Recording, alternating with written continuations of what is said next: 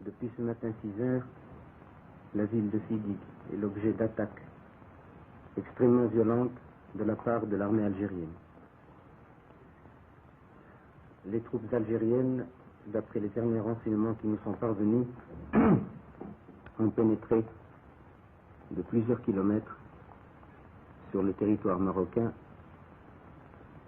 s'efforçant et réussissant à occuper les hauteurs dominant la ville de Figuig. Un bombardement extrêmement violent a eu lieu. On déplore des victimes parmi les civils et la petite garnison militaire qu'il y avait à Figuig.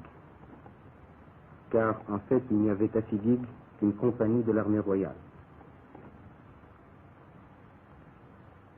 Je souhaite que le nombre des victimes ne s'étende pas au-delà de ce qui est déjà constaté.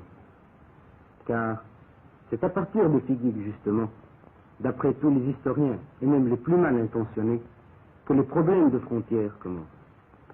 Tandis que, entre Figuig et Oujda, il ne saurait y avoir de problème. On a fait donc tuer des hommes, des femmes, des enfants, des civils et des militaires. Pour quel résultat? Pour que on se retire. Mais l'armée qui a attaqué se retirera. Elle ne se retirera pas seulement avec son barda sur le dos, il se retirera avec une mauvaise conscience, avec le poids d'un péché, qui est celui d'avoir fait couler le sang après la convention de Bamako et le jour d'un vendredi, jour où tous les croyants vont à la prière et jour où tous les croyants, qu'ils soient au Maroc, en Algérie, en Tunisie ou dans le Moyen-Orient, ne peuvent que remercier le ciel et remercier Dieu d'avoir mis un terme à cette effusion de sang entre frères. Je ne peux pas m'imaginer ni penser que la duplicité des signataires de la déclaration de Bamako puisse arriver à ce point. Et c'est là alors que me vient à l'esprit ce que je vous ai dit tout à l'heure.